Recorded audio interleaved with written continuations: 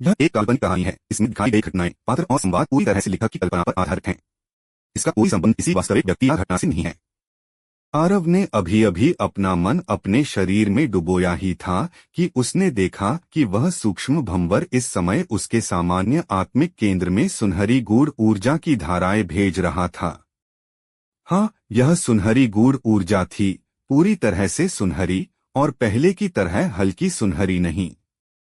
यह सुनहरी गूढ़ ऊर्जा उसके भीतर के सूक्ष्म भंवर से हिंसक और उग्र धाराओं की तरह उभर रही थी, और फिर यह उसके आत्मिक केंद्र में बह रही थी।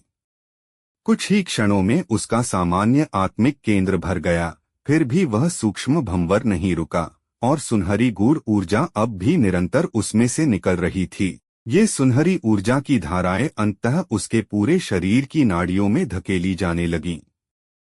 इस क्षण आरव के पूरे शरीर की नाड़ियां सुनहरी गूढ़ ऊर्जा से भर चुकी थीं।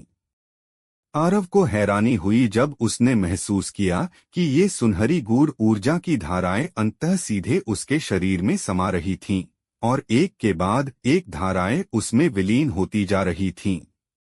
करीब 15 मिनट बाद वह सूक्ष्म भंवर धीरे धीरे शांत हो गया।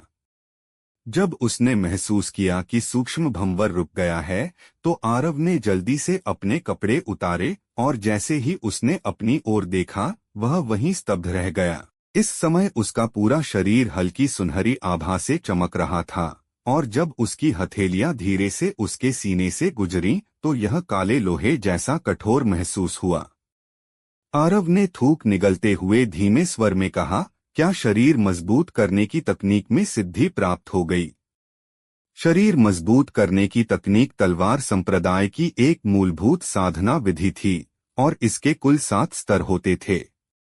आमतौर पर कोई शायद ही इसे साधता, और यदि कोई साधता भी तो जैसे ही वह गूढ़ साधक बनता, इसे छोड़कर कोई अन्य विधि अपनाता। इसलिए आरव ऐसा करने वाला संभवतः पहला व्यक्ति था जिसने इसे 7वें स्तर तक साधा था। अगर मेरी शरीर मजबूत करने की तकनीक 7वें स्तर पर पहुंच गई है, तो क्या इसका मतलब है कि मैं मृत्युलोक की 7वीं श्रेणी में पहुंच गया हूं? यह सोचते ही आरव ने तुरंत अपने शरीर की स्थिति को महसूस किया।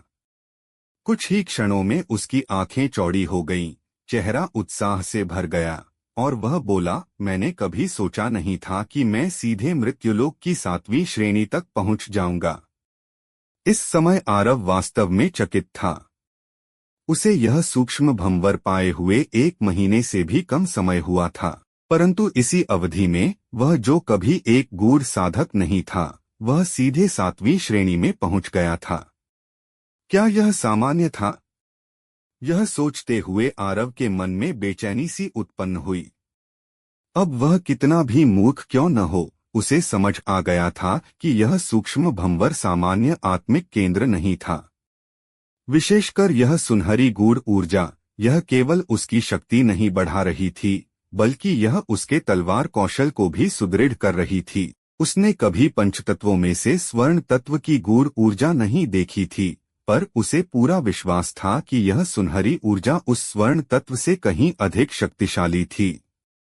कुछ देर मौन रहने के बाद आरव ने फिर से अपना ध्यान अपने शरीर में लगाया, और जैसे ही उसने सूक्ष्म भंवर की स्थिति देखी, वह अचानक खड़ा हो गया, और उसकी आंखें चौड़ी हो गईं। वह धीमे स्वर में बड़बड़ाया, यह कैसे संभव है? यह कैसे हो सकता है? आरव ने एक बार फिर अपने दिल की धड़कन को थामते हुए सूक्ष्म भंवर के भीतर झांका। इस समय उस सूक्ष्म भंवर के भीतर की जगह बड़ी हो गई थी। हाँ, वह बड़ी हो गई थी। हर रात की कहानी, हर दिन का धमाका, सिर्फ स्टोरी हंगामा पर। तो अभी सब्सक्राइब करें और बेल आइकन दबाएं, क्योंकि अगली कहानी आप मिस ना कर पाए।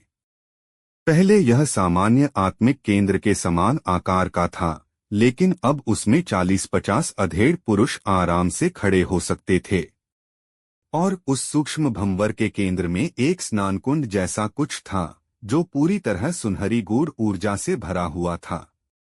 आरव जानता था कि अनंतकोश अंगूठियों के भीतर एक स्वतंत्र स्थान होता है, क्योंकि उसके पास भी एक थी।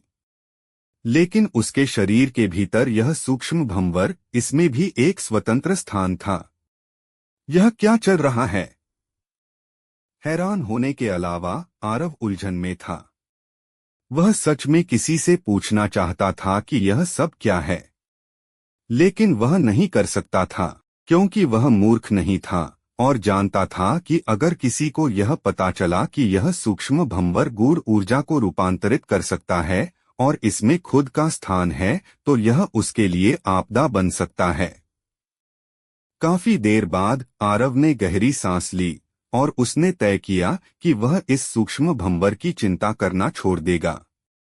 चाहे यह कितना भी रहस्यमय या स्वर्गभेदी क्यों न हो, यह अंततः उसके शरीर के भीतर था और इसे विकसित होने के लिए उसकी गूढ़ ऊर्जा को अवशोषित करना पड़ता था। इस समय उसे यह समझ आ गया था कि यह सूक्ष्म भंवर शायद पहले इस्तेमाल की गई ऊर्जा पाषाणों के कारण बड़ा हुआ था, और फिर चाहे जो हो, यह सूक्ष्म भंवर उसके प्रति शत्रुतापूर्ण नहीं था, बल्कि इसके विपरीत यह उसकी शक्ति को बढ़ा रहा था। तो इसकी उत्पत्ति का अनुमान लगाने से बेहतर है कि वह इसका सही उपयोग करे।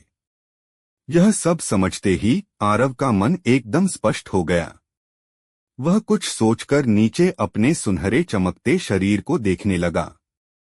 फिर उसने थोड़ी देर के लिए संकोच किया और उसके बाद उसने काले लोहे की तलवार को उठाया और अपने बाएं सीने की ओर वार कर दिया।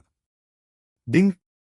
काली लोहे की तलवार उसके शरीर से टकराई, लेकिन ऐसा लगा जैसे वह काले लोहे से ही टकराई हो और धातु के टकराने की एक हल्की आवाज गूंज उठी। हाँ हाँ हाँ! जैसे ही उसने अपने शरीर की कठोरता को महसूस किया, आरव जोर जोर से हंस पड़ा और थोड़ा घमंडित सा लगने लगा। कुछ ही देर बाद वह धीमे स्वर में बोला, मैंने कभी सोचा नहीं था कि सुनहरी गूढ़ ऊर्जा से शुद्ध होने के बाद मेरा शरीर इतना मजबूत हो जाएगा। इस समय मेरा शारीरिक बल शायद अत्यंत ही शक्तिशाली है। चलो इसे परखते हैं। जैसा सोचा वैसा किया। आरव एक विशाल वृक्ष के पास गया। इस वृक्ष को लोहमूल वृक्ष कहा जाता था। इसकी छाल पर असंख्य गांठें होती थीं और यह अत्यंत कठोर होता था। आमतौर पर जब श्रम शिष्य पेड़ काटते थे तो इस वृक्ष को देखकर तुरंत छोड़ देते थे, क्योंकि इसे काट पाना असंभव था। इस लोहमूल वृक्ष को देखकर, जिसे कई लोग मिलकर ही पूरी तरह घेर सकते थे, आरव ने गहरी सांस ली और अपनी दाहिनी मुट्ठी कसकर भींच ली। कुछ क्षण शांत रहने के बाद आरव ने धीमे स्वर में गरजते हुए अपनी मुट्ठी उस पेड़ पर मारी। धड़ाम! आरव की मुट्ठी किसी धारदार चाकू की तरह उस कठोर वृक्ष में समा गई, जैसे वह सड़ी लकड़ी हो। फिर एक क्षण में आरव का दायां हाथ दोबारा कांपा और उसकी मुट्ठी से ऊर्जा का विस्फोट हुआ। धड़ाम! वह लोहमूल वृक्ष तुरंत ही फट गया और लकड़ी के असंख्य टुकड़े चारों ओर बिखर गए। आरव ने अपनी मुट्ठी वापस खींची और उस पेड़ को देखते हुए धीमे स्वर में कहा, मैंने सोचा नहीं था कि मेरी ताकत इतनी जबरदस्त हो जाएगी। इस घूंसे में कम से कम 1500 किलोग्राम बल था। अगर मैं इसमें कोई तंत्र जोड़ दूं, तो मेरी ताकत एक महासुर से भी ज्यादा हो सकती है। यह सोचते ही आरव की आंखों में उत्साह की चमक आ गई। लेकिन थोड़ी ही देर में वह गंभीर हो गया, क्योंकि उसे वरुण वर्मा की याद आई, वह व्यक्ति जो बाह्य प्रांगण की रैंकिंग में 29वें स्थान पर था। भले ही वरुण वर्मा अभी उससे उलझ नहीं रहा था, आरव जानता था कि वह जरूर आएगा। और अगर वह नहीं आता, तो आरव खुद उससे टकराएगा। वर्मा वंश और आरव एक साथ नहीं रह सकते। मेरी वर्तमान शक्ति के साथ वरुण वर्मा को हराना अभी भी मुश्किल है। लगता है अब समय आ गया है महामाया पर्वत श्रृंखला में जीवन और मृत्यु के बीच खुद को परखने का, आरव ने धीरे से कहा। इस समय उसकी शक्ति काफी बढ़ चुकी थी, लेकिन बाह्य प्रांगण की प्रतिभाओं के सामने यह अभी भी अपर्याप्त थी, क्योंकि कुछ तो बाह्य प्रांगण के बुजुर्गों से भी टक्कर ले सकते थे। अब समय आ गया है महामाया पर्वत श्रृंखला जाने का। आरव ने अपनी मुट्ठियां भींच लीं। इस बार उसने तय कर लिया था कि केवल जीवन मृत्यु के संघर्षों से गुजरकर ही वह और अधिक शक्तिशाली बन सकता है।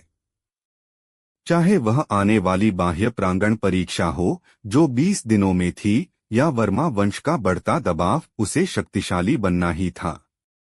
महामाया पर्वत श्रृंखला को मनुष्यों के लिए एक निषिद्ध क्षेत्र माना जाता था, क्योंकि वह महासुरों का क्षेत्र था।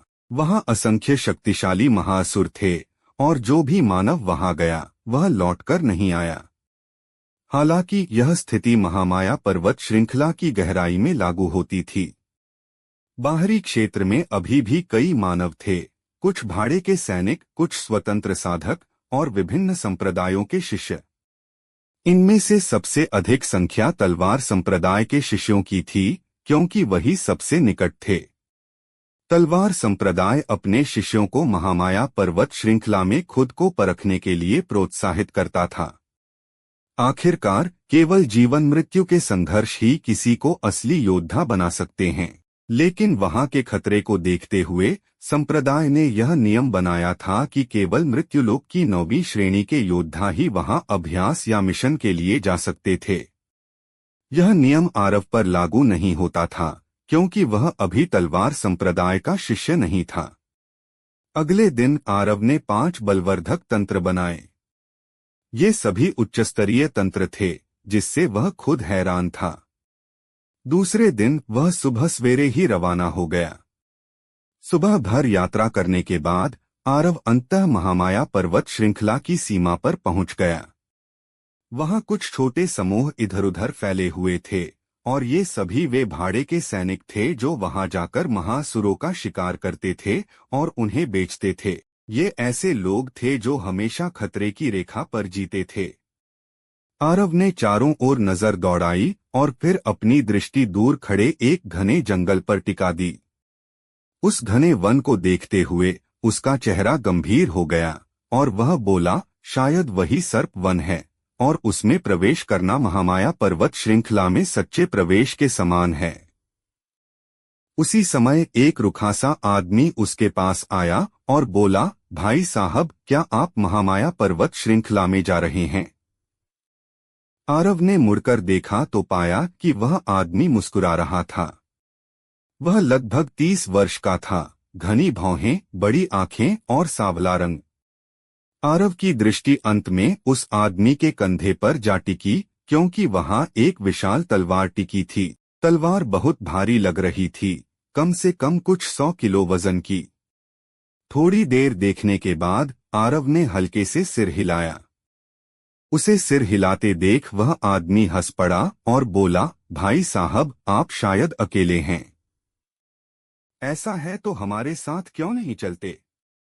हमारी टोली में एक आदमी की कमी है। चलिए साथ चलते हैं। कहते हुए उसने पास खड़े कुछ लोगों की ओर इशारा किया। आरव ने उधर देखा और पाया कि वहां कुछ लोग खड़े थे।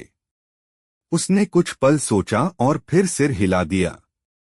वह यहां अभी अभी पहुंचा था और महामाया पर्वत श्रृंखला के बारे में कुछ नहीं जानता था, तो कुछ भाड़े के सैनिकों के साथ जाना और जगह को समझना निश्चित ही लाभदायक रहेगा।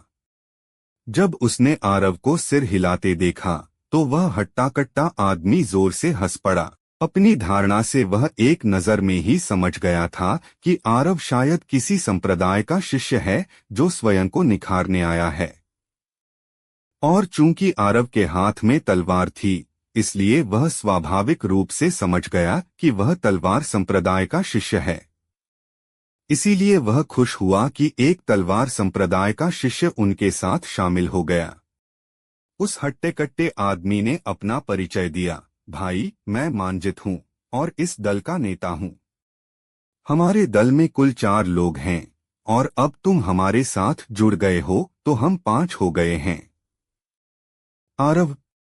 आरव ने मुस्कुराते हुए सिर हिलाया। उसे अपने सामने खड़े इस खुले स्वभाव वाले आदमी से थोड़ी अच्छी धारणा हो गई थी। मानजित ने आरव को अपने दल के पास ले गया। उसके दल में 3 पुरुष और 1 महिला थी। मानजित ने अपने दाएं हाथ से इशारा करते हुए उस अकेली महिला की ओर कहा, भाई, यह मेरी छोटी बहन मीना है, यह मृत्युलोक के 9वें स्तर पर है।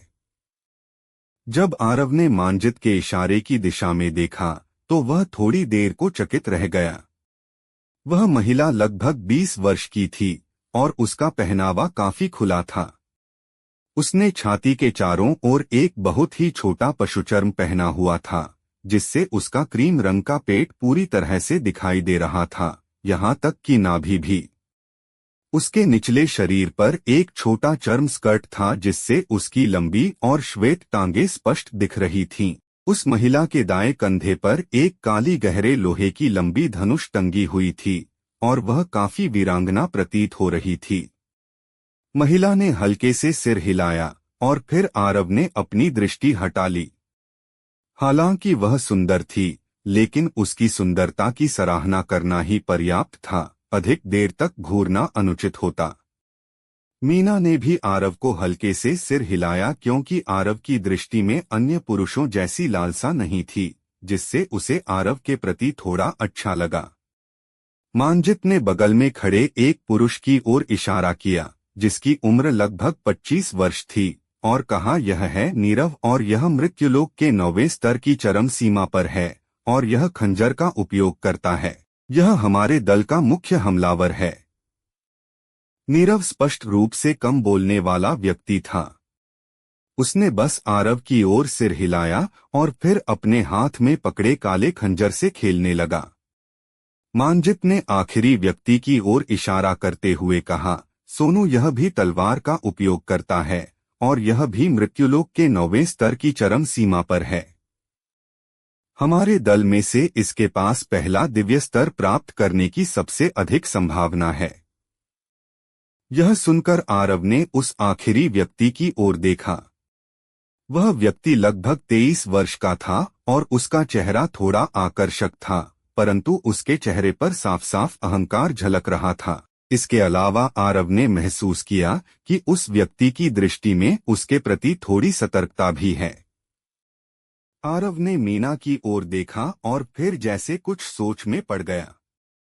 इसके बाद उसने सिर हिलाया और अपनी दृष्टि हटा ली क्योंकि वह इन सब बातों से कोई मतलब नहीं था। भाई, तुम मृत्युलोक के किस स्तर पर हो? तभी मुस्कुराते हुए सोनू ने ऐसे ही पूछते हुए कहा। जब उन्होंने यह सुना तो बाकी सभी ने भी आरव की ओर देखा क्योंकि वे मानते थे कि यदि आरव इतनी कम उम्र में महामाया पर्वत में आया है तो उसकी शक्ति जरूर कमजोर नहीं होगी। मृत्युलोक के 7वें स्तर पर हूँ, आरव ने सिर हिलाते हुए सच कहा। मृत्युलोक का 7वां स्तर? यह सुनकर सभी चौंक गए, यहाँ तक कि मांजित की आंखों में भी हल्का सा आश्चर्य था। उनके अनुमान के अनुसार चूंकि आरव इतनी कम उम्र में महामाया पर्वत आया है और तलवार का उपयोग करता है, तो वह जरूर तलवार संप्रदाय का शिष्य होगा और तलवार संप्रदाय के शिष्यों को बाहर जाकर खुद को निखारने से पहले मृत्युलोक के 9वें स्तर तक पहुंचना अनिवार्य था। क्या तुम तलवार संप्रदाय के शिष्य नहीं हो? सोनू ने आश्चर्य से पूछा। आरव ने सिर हिला दिया। इस समय वह वास्तव में तलवार संप्रदाय का शिष्य नहीं कहा जा सकता था क्योंकि श्रम शिष्य को शिष्य की श्रेणी में नहीं गिना जाता। जब उसने आरव को सिर हिलाते देखा तो सोनू ने उपहास भरी हंसी हंसी और उसके होठों पर एक व्यंग्यपूर्ण मुस्कान आ गई। उसकी मुद्रा तुरंत बदल गई और उसने कहा, बच्चे, तुम सिर्फ मृत्युलोक के 7वें स्तर पर हो और तुम महामाया पर्वत में आकर मौत को बुलावा दे रहे हो। बेहतर होगा कि कुछ साल और साधना करो, फिर आना। मांजित थोड़ी देर चुप रहा और फिर धीरे से बोला, भाई, महामाया पर्वत बहुत खतरनाक है और तुम्हारी शक्ति से वहां जाना सच में थोड़ा जोखिम भरा है। उसे पहले लगा था कि आरव तलवार संप्रदाय का शिष्य है, पर वह गलत निकला। आरव मुस्कुराया और बोला, कोई बात नहीं, मैं आप सबके साथ सिर्फ सर्प वन तक चलूंगा और उसके बाद चला जाऊंगा। यह नहीं चलेगा। उस समय सोनू ने गंभीर स्वर में कहा, हम सभी मृत्युलोक के 9वें स्तर पर हैं और अपनी रक्षा कर सकते हैं, लेकिन तुम जैसे 7वें स्तर वाले हमारे साथ चलोगे तो पूरे दल पर बोझ बनोगे। जहां से आए हो वहीं लौट जाओ। सोनू, मीना भौहें तानते हुए नाराजगी भरे स्वर में बोली, इतनी कम उम्र में 7वें स्तर तक पहुंचना कोई छोटी बात नहीं है। जब तुम 16 से 17 के थे तब तुम 5वें स्तर पर भी नहीं पहुंचे थे, है ना?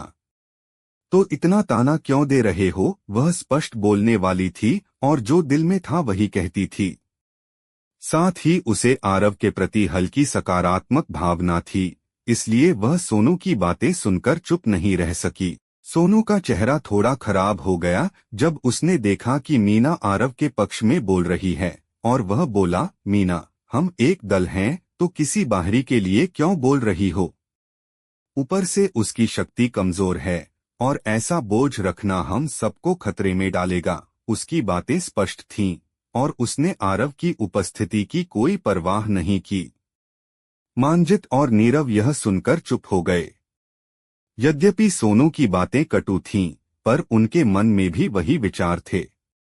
मीना ने पहले सोनू को देखा, फिर चुपचाप खड़े आरव की ओर देखा और फिर हल्के से सांस लेते हुए बोली, भाई, इस समय तुम्हारी शक्ति से महामाया पर्वत में प्रवेश करना खतरनाक है। क्यों न तुम हमारे साथ चलो और युद्ध के बाद का मैदान साफ करने में हमारी मदद करो। हम जब पर्वत से निकलेंगे और अपने शिकार को बेचेंगे तो तुम्हें कुछ स्वर्ण मुद्राएं देंगे। हालांकि यह बहुत कम राशि होगी। क्या कहते हो? आरव ने सोनू की ओर बिना किसी भाव के देखा, फिर मीना की ओर जो लगातार उसके पक्ष में बोल रही थी।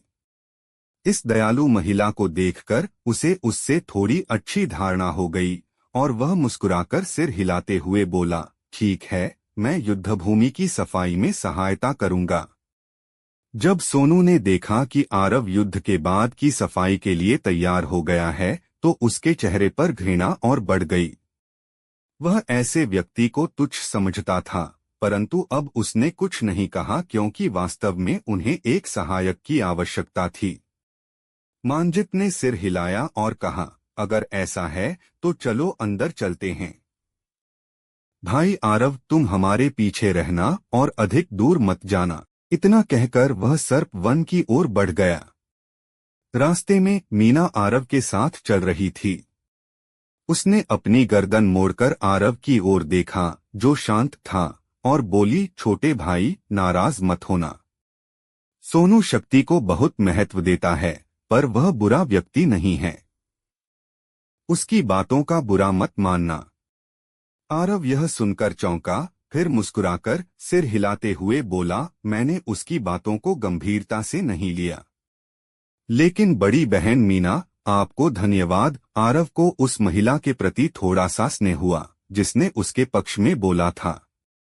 जहां तक सोनू की बात थी, वह उसे बिल्कुल भी गंभीरता से नहीं लेता था। भले ही वह मृत्युलोक के 9वें स्तर पर था, परंतु आरव को उससे डर नहीं था। अच्छा है, मीना मुस्कुराई और बोली, बाद में हमारे पीछे रहना और सावधान रहना। सर्प वन सांपों से भरा हुआ है और बहुत सारे सांप पेड़ों पर रहते हैं। जरा सी असावधानी पर वे अचानक हमला कर सकते हैं। क्या आप सब लोग सर्प वन में जानवरों का शिकार कर रहे हैं? आरव ने जिज्ञासा से पूछा। मीना ने सिर हिलाया और कहा, नहीं, सर्प वन में ज्यादातर निम्न स्तर के जानवर होते हैं जिनके पास अंतर्केंद्र नहीं होता, इसलिए वे ज्यादा मूल्यवान नहीं होते। हमारा लक्ष्य सर्प वन के बाहर स्थित एक स्थान है जिसे भेड़िया घाटी कहा जाता है। वहां के भेड़िए उच्च स्तर के होते हैं और उनके पास अंतर्केंद्र होता है। इसके अलावा उनके चमड़े की काफी कीमत होती है। तो आप सब लोग एक यात्रा में लगभग कितनी कमाई कर लेते हो? आरव को इन भाड़े के सैनिकों की जिंदगी में थोड़ी दिलचस्पी हुई। अगर किस्मत अच्छी रही तो 5-6 हजार स्वर्ण मुद्राएं, मीना ने उत्तर दिया। अगर किस्मत खराब हो तो 1-2 हजार, और कभी कभी कोई मर भी जाता है। हमारे दल में पहले 5 लोग थे, पर एक की मृत्यु हो गई जब हमने पिछले बार महामाया पर्वत में एक भूभालू का शिकार किया था। इतना कहते हुए मीना का सुंदर चेहरा थोड़ा उदास हो गया। जब आरव ने मीना के चेहरे पर उदासी देखी तो उसने विषय बदलते हुए पूछा, बड़ी बहन मीना, क्या आपको पता है तंत्रों का मूल्य कितना होता है? उसे पहले से ज्ञात था कि तंत्र बहुत महंगे होते हैं, पर वह संख्यात्मक रूप से नहीं जानता था। तंत्र। मीना इस शब्द को सुनते ही चौंकी। सामान्य 5 तत्वीय तंत्रों में निम्न स्तर के तंत्र 10,000 स्वर्ण मुद्राओं के होते हैं, मध्यम स्तर के लगभग 30,000 और उच्च स्तर के तंत्र सामान्यतः खरीदे नहीं जा सकते। वे सिर्फ बड़े स्तर की नीलामी में मिलते हैं, और वहां यदि बोली अच्छी चली तो कीमत 1 लाख से ऊपर भी जा सकती है। 1 लाख से अधिक? यह संख्या सुनते ही आरव की आंखें फड़क उठीं। अब वह समझ गया कि करिश्मा इतनी अमीर क्यों थी। उस छोटी लड़की के पास इतने सारे तंत्र थे कि यदि वह उनमें से कुछ भी बेच देती तो एक आम आदमी पूरी जिंदगी के लिए समृद्ध हो जाता। हम सर्प वन में प्रवेश कर चुके हैं। मेरे पास ही रहना और मुझसे ज्यादा दूर मत जाना। जैसे ही वे सर्प वन में घुसे, मीना ने आरव को अपने पास खींच लिया और गंभीर स्वर में कहा, अब क्या होने वाला है आगे सुनते रहिए सर्वशक्तिमान हमारे चैनल स्टोरी हंगामा पर।